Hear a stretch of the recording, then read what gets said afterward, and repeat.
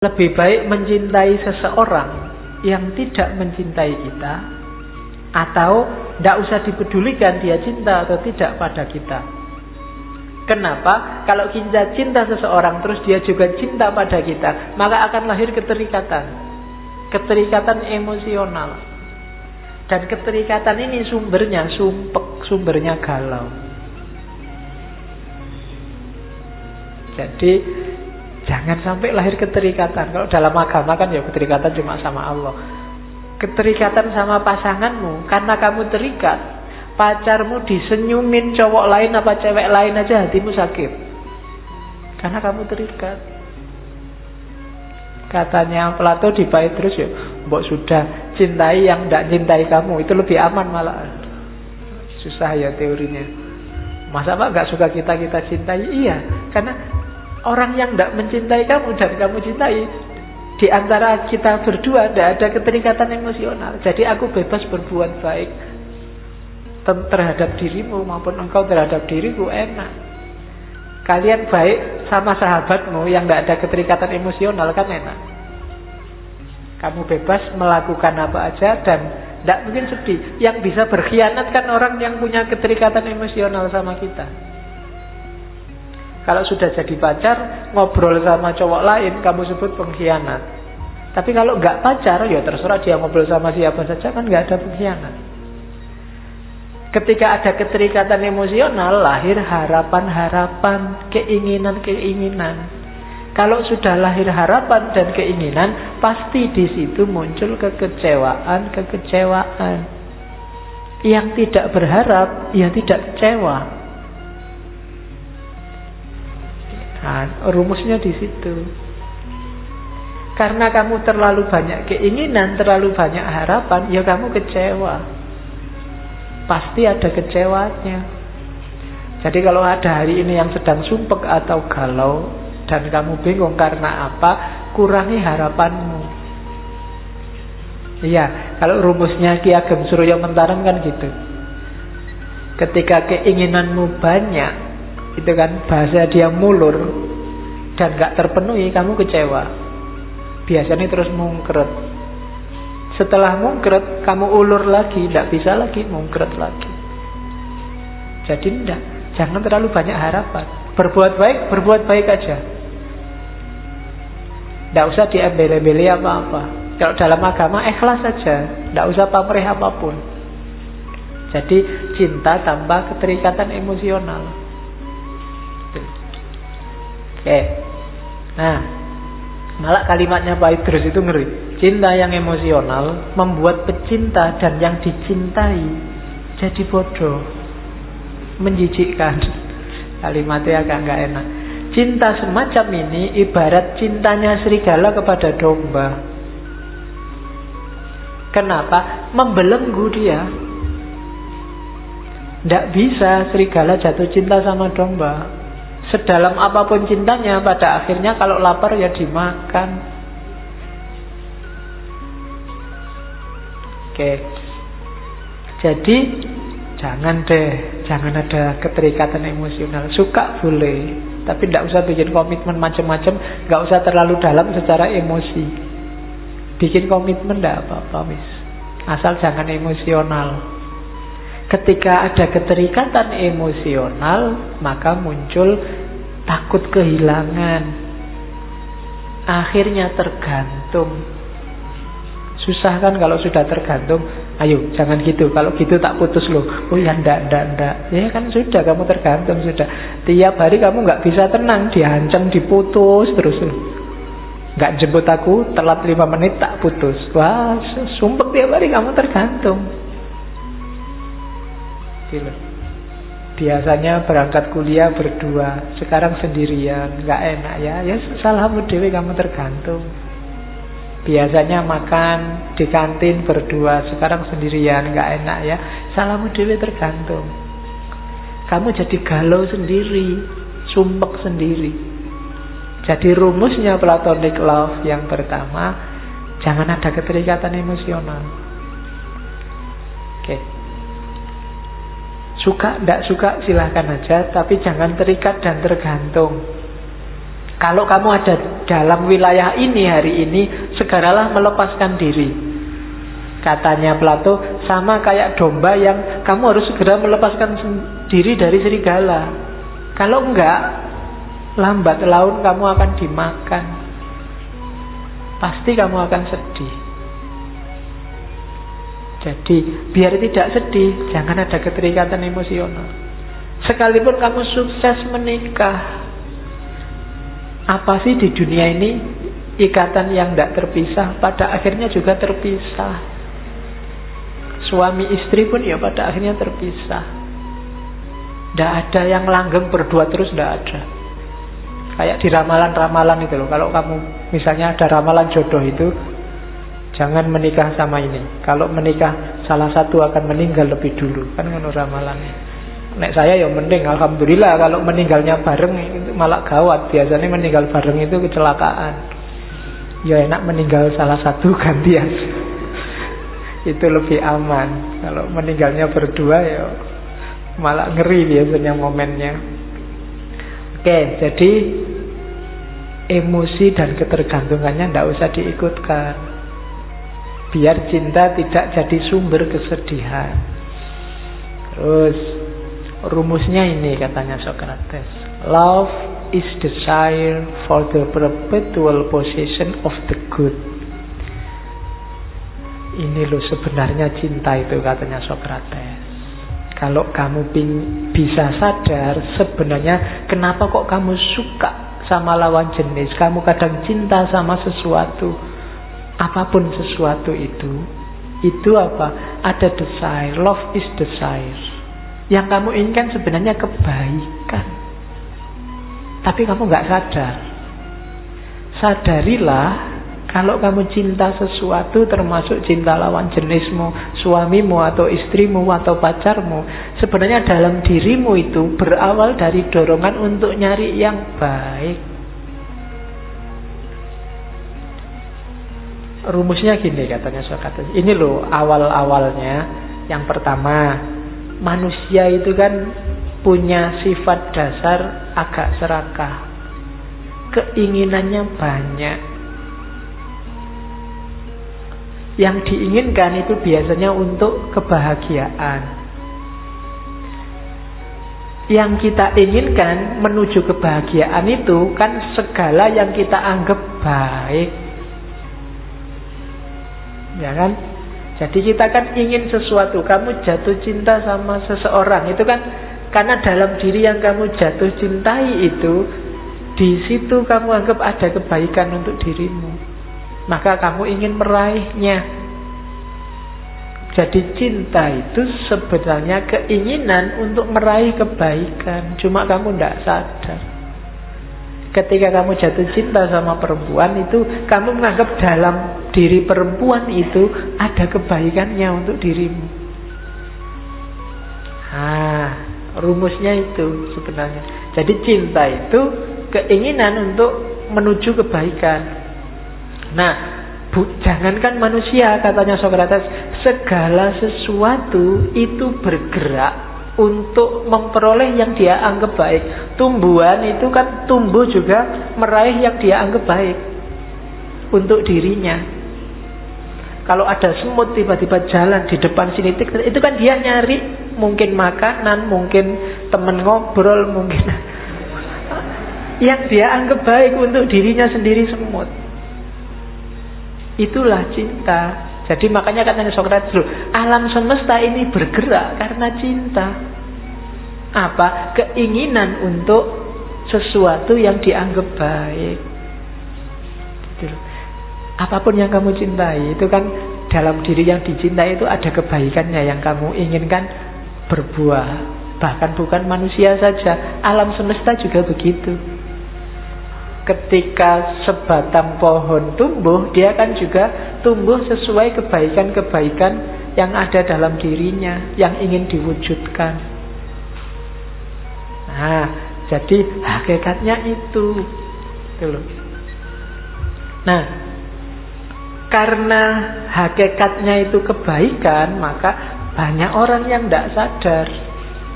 Dan dia berhenti di kebaikan-kebaikan sementara. Kebaikan sementara ya kayak tadi, cinta perempuan hanya pada jasmaninya saja, cinta sesuatu hanya di level emosinya saja, dan seterusnya. Ini kebaikan sementara. Kalau orang ini sadar, ilmunya banyak, nanti dia akan sadar bahwa loh, ada yang lebih baik lagi, ada yang lebih baik lagi, ada yang lebih baik lagi, sampai puncaknya Sang Maha Baik, Sang Maha Indah.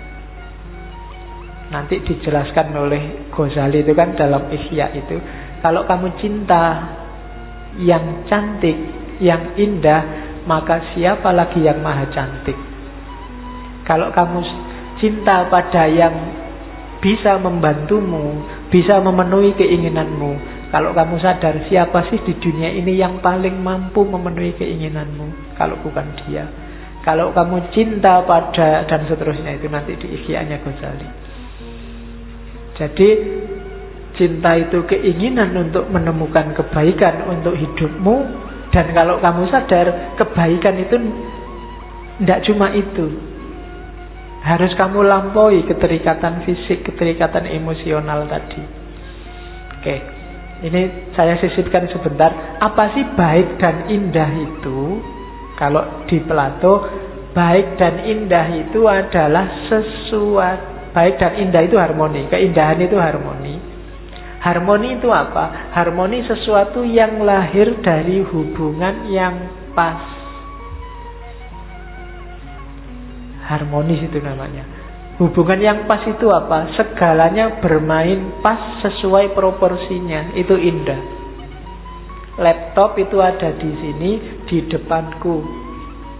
Mikrofonnya di sini, tehnya di sini. Ini kan kalau dalam bahasa itu harmoni, pas. Dia main sesuai perannya masing-masing. Kalau saya ngomong di sini, laptopnya di sana, terus mikrofonnya di belakang sana, lah sumpek aku kalau mau ngomong harus ke sana-sana. Tidak pas, tidak harmonis. Jadi, maka harmoni itu apa? Ketika variabel-variabel yang ada memainkan peranannya secara pas dan proporsional. Hakim ya jadilah hakim yang benar, yang gubernur jadilah gubernur yang benar, ulama ya jadilah ulama yang benar. Itu harmoni. Jadi harmoni itu bukan kok tenang, damai, nggak ada masalah, enggak. Harmoni itu ketika semua unsur main sesuai perannya masing-masing secara proporsional. Gitu loh. Yang politisi ya jangan jadi ulama. Yang ulama ya jangan jadi pemain bola. Yang pemain bola ya jangan jadi gubernur. Yang artis ya jangan jadi, dan seterusnya. Mainkan sesuai porsinya masing-masing. Di situ lahir harmoni. Kalau harmoni lahir, di situlah ada keindahan. Dan kalau sesuatu sudah bermain sesuai porsi dan proporsinya, itulah kebaikan. Jadi yang indah pasti baik, yang baik pasti indah. Itu rumusnya.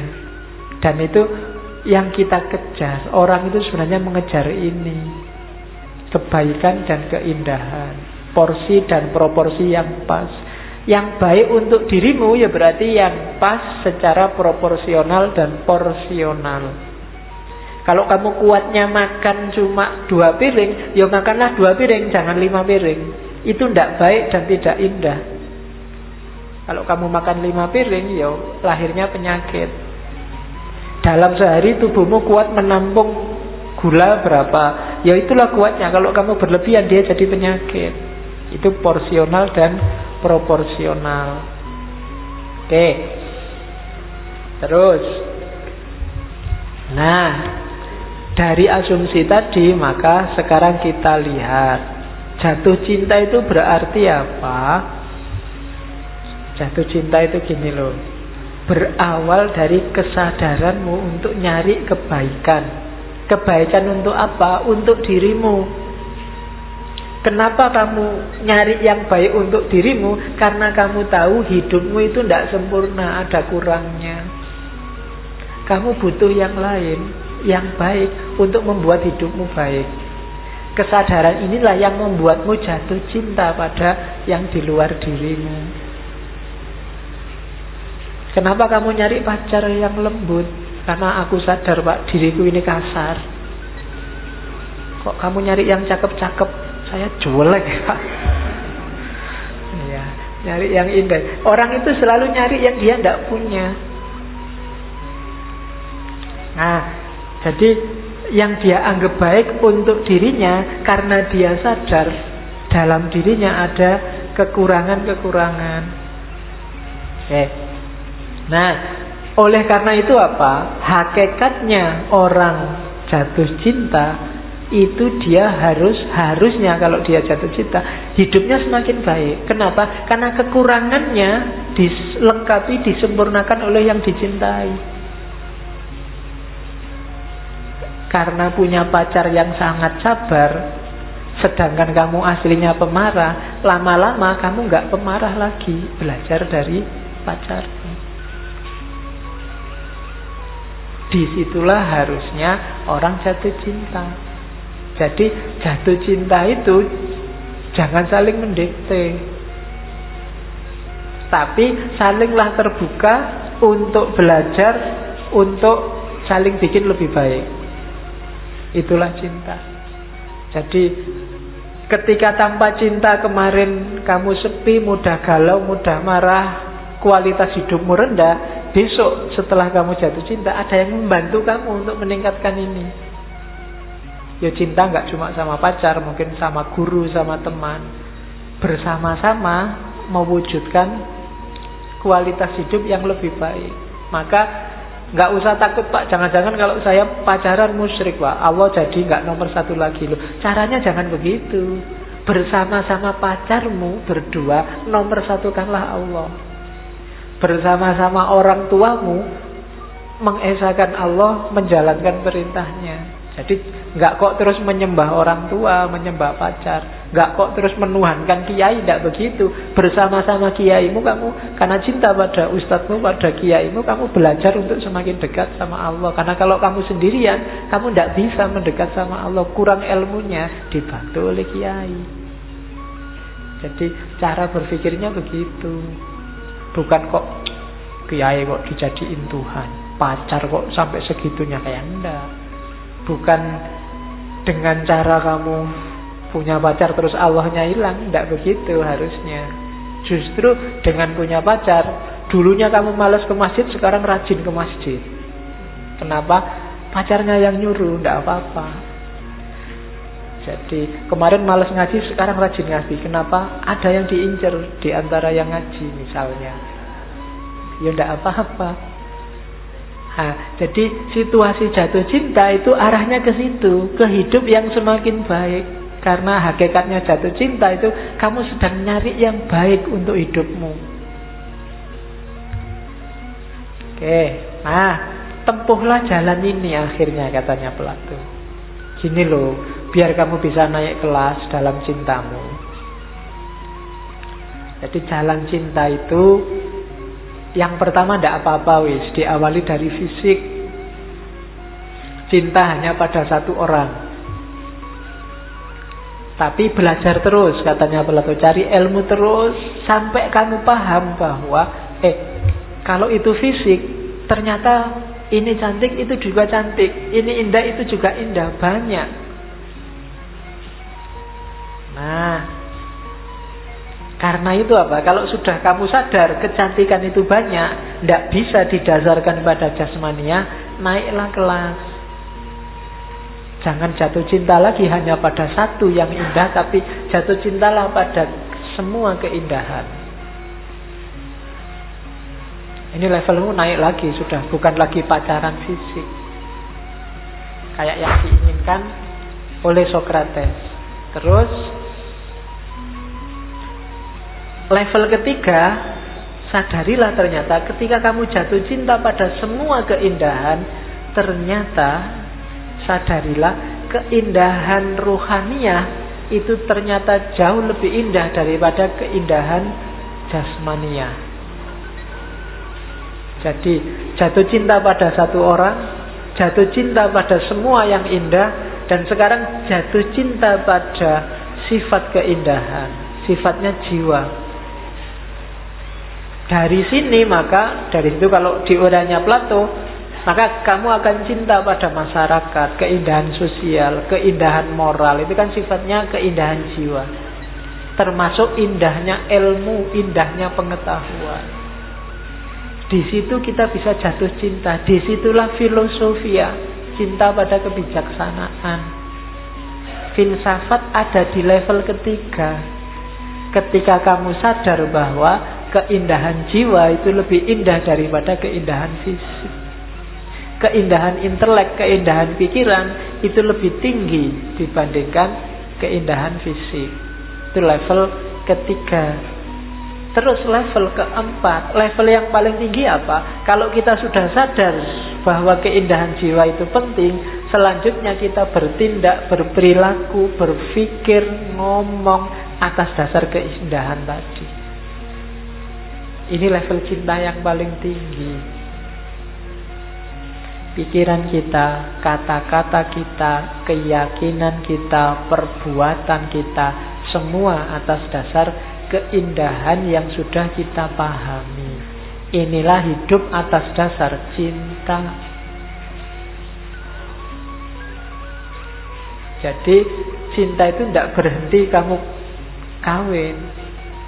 Kalau kamu sampai menikah, tapi yang kamu cintai hanya satu itu, kamu belum menyadari bahwa selain satu ini masih banyak sekali keindahan yang lain, ya kamu belum naik kelas, belum masuk ke mahabbah, masih mawaddah.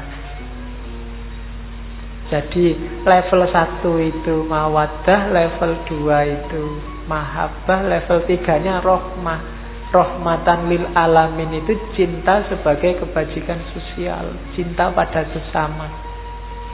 Karena kamu sadar kebajikan moral, kebajikan jiwa itu lebih penting daripada keindahan fisik. Nah, baru setelah mawaddah, mahabbah, rohmah, hidupmu jadi sakinah dan bisa melahirkan itu dalam kehidupan nyata. Perilaku, kata-kata, perbuatanmu adalah perbuatan cinta. Buahnya pasti rahmatan lil alamin. Jadi untuk bikin hidup ini penuh rahmat itu kan bahasa lain dari penuh cinta. Cinta kita harus naik kelas, tidak berhenti pada level fisik, juga tidak mengandalkan jumlah. Yang kedua itu kan jumlah. Jadi semuanya indah itu kan jumlah. Tapi naik ke level ketiga, terus diwujudkan di level keempat. Itulah jalan cinta. Nah, kalau kita sudah punya cinta yang semacam itu, maka cinta kita akan jadi faktor pengembangan diri. Cinta membuat kita lebih baik, lebih baik, lebih baik terus. Bukan cinta yang jadi sumbernya galau. Bukan cinta yang bikin kita sumpek. Bukan cinta yang jadi sumber masalah. Tapi cinta yang meningkatkan kualitas hidup. Cinta yang tidak egois, cinta yang tidak aku. Dengan cinta yang semacam ini, kita sadar bahwa aku ini tidak lengkap, aku butuh yang lain. Butuh kebaikan yang semakin baik, semakin baik. Sehingga aku butuh orang lain. Nah, ini di kalimat terakhir itu saya sebut teori ini antitesis dari yang bilang bahwa kalau kamu jatuh cinta, biarkan pasanganmu apa adanya. Loh, apa adanya kalau bagus tidak apa-apa, kalau apa adanya jelek ya jangan. Harus semakin bagus. Kalian berdua harus semakin baik, semakin baik.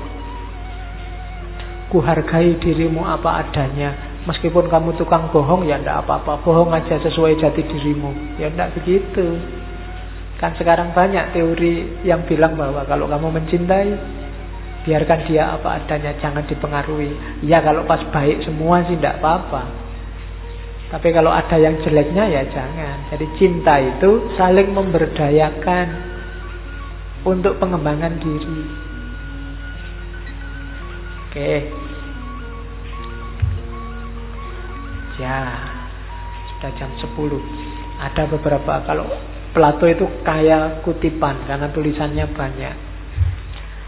At the touch of love, everyone becomes a poet.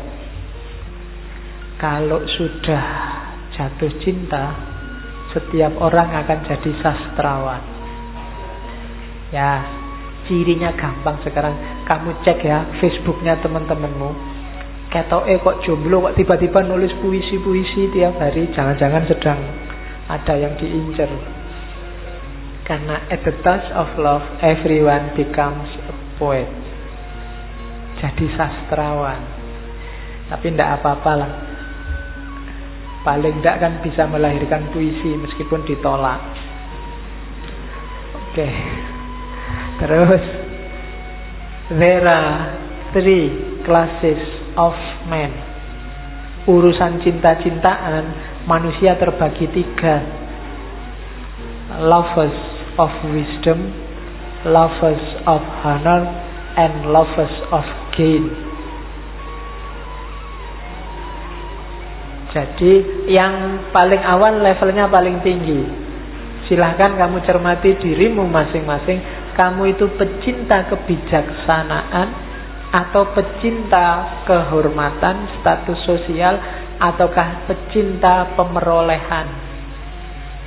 Pemerolehan itu ya tidak cuma harta.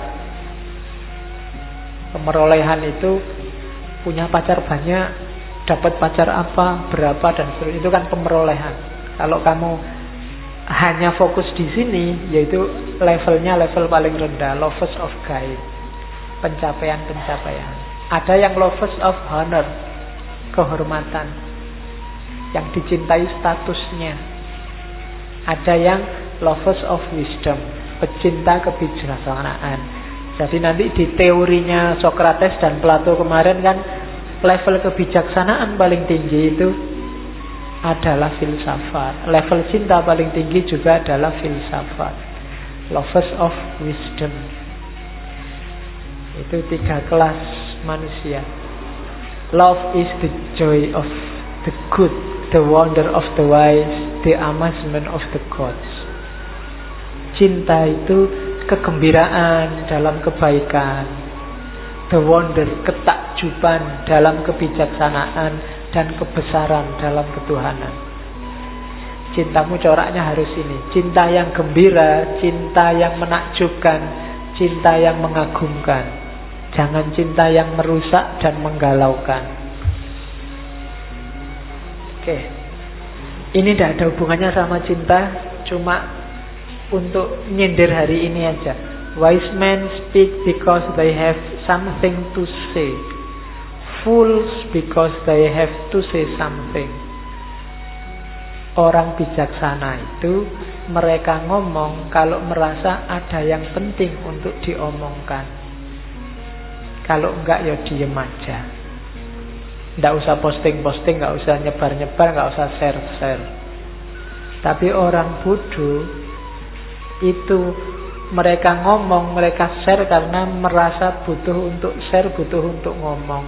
Daripada grupnya sepi, tak share Nah itu fools. Tidak ada gunanya ngomong, mbok ya jangan ngomong.